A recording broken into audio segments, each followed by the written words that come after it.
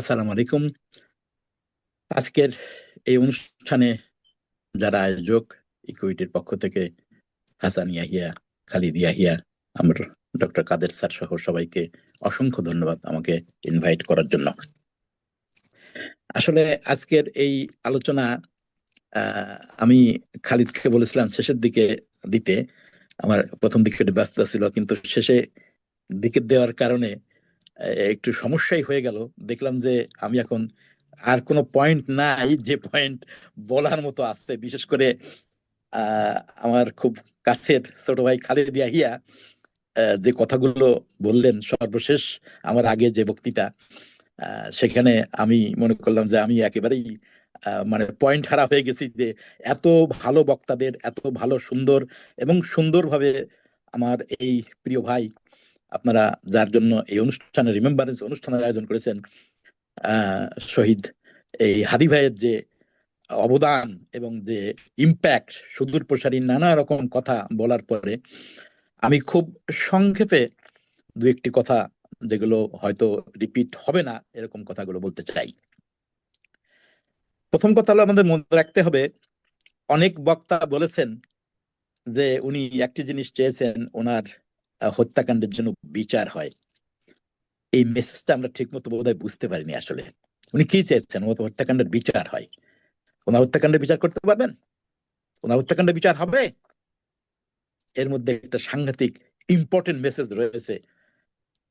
শহীদ হাদির মৃত্যু যেভাবে ঘটেছে, যদি সেটা সত্য হয়ে থাকে, আমাদের ধারণা যে তাকে হত্যার এই পরিকল্পনা কোত্থেকে হয়েছে, কিভাবে হয়েছে, তাহলে সেটা উদ্ঘাটন করা বাংলাদেশের রাজনৈতিক এবং বাংলাদেশের বর্তমান যে সরকার, সকলের জন্য এবং আমাদের জন্য সবচেয়ে কঠিন কাজ, যেটা আমরা করতে পারবো কিনা আমার সন্দেহ আছে। এই জন্যই বলেছেন, না হলে শুধুমাত্র একটা হত্যাকাণ্ডের বিচার হবে। হত্যাকারীকে তো অনেকে ক্ষমা করে দিয়ে যায়, কিন্তু উনি বিচার চেয়েছেন উনার নিজের হত্যাকাণ্ডের বিচার নয়। উনি বিচার চেয়েছেন এই যে যে আলোচনা আজকে আমরা করেছি, যে অগাস্ট বিপ্লব না হলে, অগাস্ট বিপ্লবের সফলতা না দেখলে আমরা এই শহীদ হাদির দেখা পেতাম না।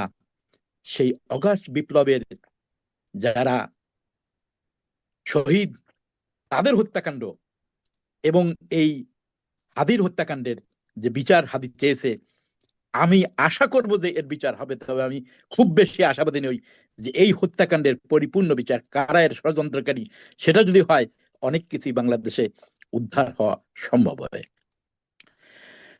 একটা জিনিস খুব ভালো করে মনে রাখতে হবে, আমি বোধহয় শেষ বক্তার জন্য আপনাদের সবাইকে বলতেছি, যে কজনই আছেন বা রেকর্ডে যারা শুনবেন পরবর্তীতে, হাদির জন্ম হয়েছে এই অগাস্ট বিপ্লবের মাধ্যমে।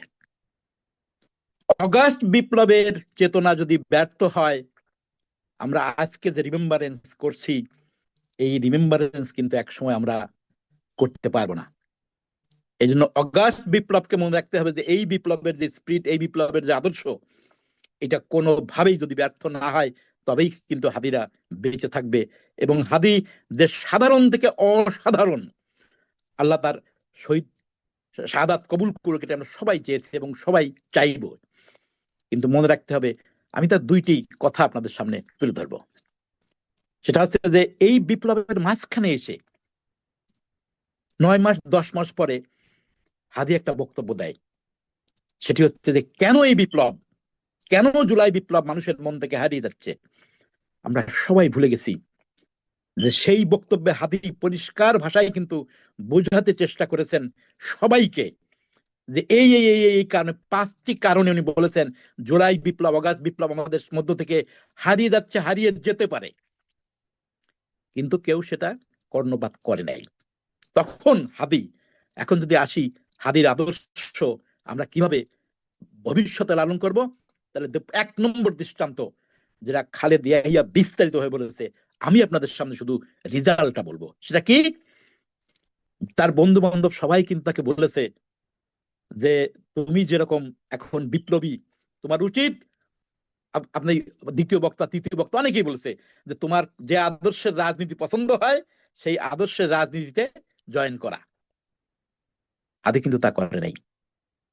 হাদি কিন্তু খুব ভালোভাবে জানতো, বুঝতো এবং বুঝেছিল যে গতানুগতিক যে রাজনীতি চলছে, যে দলই হোক, সেই রাজনৈতিক ময়দানে থেকে সেই রাজনীতিতে জয়েন করে হাদি যা করতে চায়, যা করা প্রয়োজন, জাতির জন্য সবচেয়ে বেশি যেটা প্রয়োজন, আপনারা অনেক বক্তা বলেছেন, সেটা সম্ভব হবে না।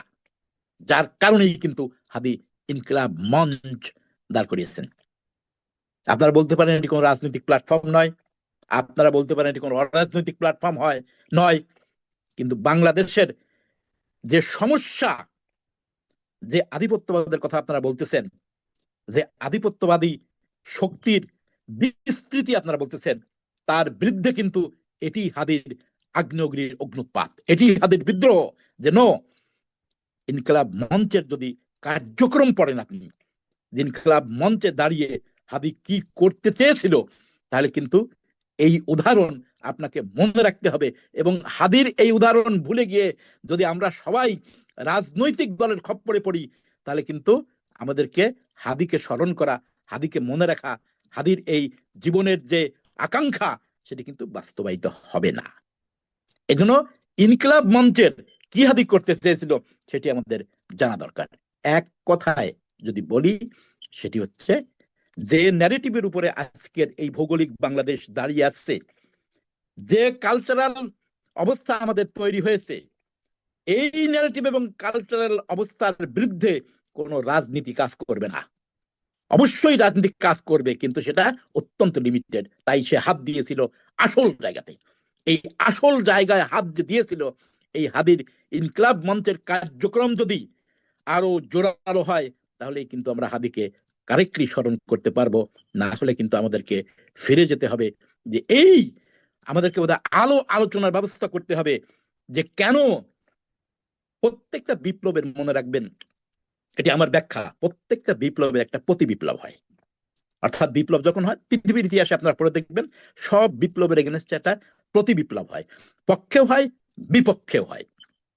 আমার দৃষ্টিতে হাদি এককভাবে জুলাই অগাস্ট বিপ্লবের একটি প্রতি বিপ্লব, একটি প্রতিধ্বনি, একটি আওয়াজ, একটি মেসেজ।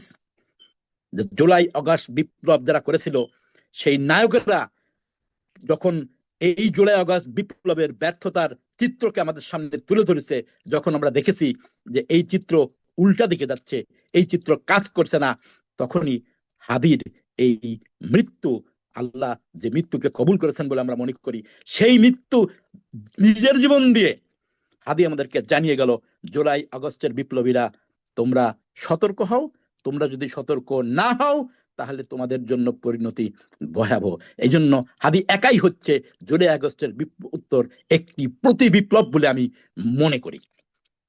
আমাদেরকে বারবার স্মরণ রাখতে হবে, অনেক বক্তাই বলেছেন বাংলাদেশ একটি সিরিয়াস ক্রাইসিসের মধ্যে, এবং এই ক্রাইসিস মোকাবেলায় হাদি যে সমাধান আমাদেরকে দিয়েছেন, তার সবচেয়ে বড় একটি কথা আমার বারবার মনে পড়েছে, সেটি হচ্ছে সবাই বলেছি যে ঐক্যের উপরে গুরুত্ব দিয়েছে হাদি, যে সবাইকে, অর্থাৎ জুলাই আগস্ট অভ্যুত্থানের সকল শক্তিকে ঐক্যবদ্ধ থাকতে হবে।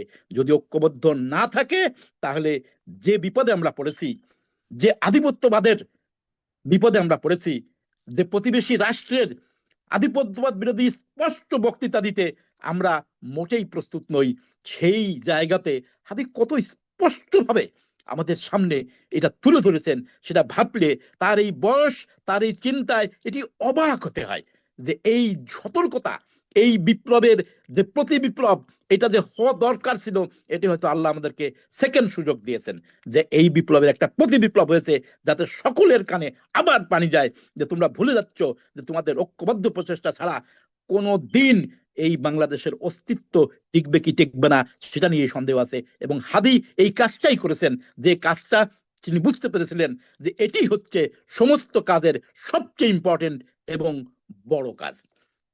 আপনারা বলেছেন হাদির নানা গুণাবলীর কথা, ইয়েস, এরকম বিপ্লবীরা এই সব গুণ নিয়েই জন্মায়, এবং এরকম বিপ্লবীরা এই সব গুণ আমরা তাদের মৃত্যুর পরেই জানতে পারি। এবং হাদি ক্ষেত্রে ব্যতিক্রমী, হাদি ক্ষেত্রে ব্যতিক্রমী নয়, দুইটাই। কারণ এই সমস্ত গুণাবলী নিয়ে হাদির যে জন্ম, তার অগস্ট এবং জুলাইয়ের যে অভ্যুত্থান, সেই অভ্যুত্থানকে কেন্দ্র করে কিন্তু আমাদের এরকম প্রচুর আলোচনা হওয়া প্রয়োজন, যে আলোচনাতে প্রমাণ করবে যে হাদি যে রোগ আইডেন্টিফাই করেছিল, হাদি যে রোগ আইডেন্টিফাই করে যে ওষুধ আমাদের সামনে দিয়ে গেছে, সেই ওষুধকে আমরা পরবর্তী প্রজন্মের জন্য, পরবর্তী বাংলাদেশের জন্য, বাংলাদেশের সমস্যাগুলিকে কাটিয়ে সেই প্রজন্মের জন্য বাংলাদেশকে সামনের দিকে এগিয়ে নিতে পারি কি পারি না, সেটাই কিন্তু সেই চ্যালেঞ্জ। হাদি তার জন্য আল্লাহর কাছে তার স্থান নির্ধারণ করেছেন, কিন্তু আমাদের কি হবে? আমরা কি হাদির আদর্শে আল্লাহর কাছে সেই স্থান নির্ধারণের জন্য চেষ্টা করব না? অনেক বক্তা সুন্দরভাবে তার ব্যাখ্যা দিয়েছেন যে ইয়েস, যদি হাদিকে স্মরণ করতে হয় তাহলে আমাদের নানাবিধ কাজের বর্ণনাও তারা দিয়েছেন। আমি মনে করি আজকের স্বল্প পরিসরে হলেও ইকুইটির এই আয়োজন অত্যন্ত অত্যন্ত সময় উপযোগী, এবং ইকুইটির আলোচনা করা উচিত আসলে কোন এক প্রোগ্রামে, যে হাদির এই লিগেসি বাস্তবায়নের আসলে উপায় কি।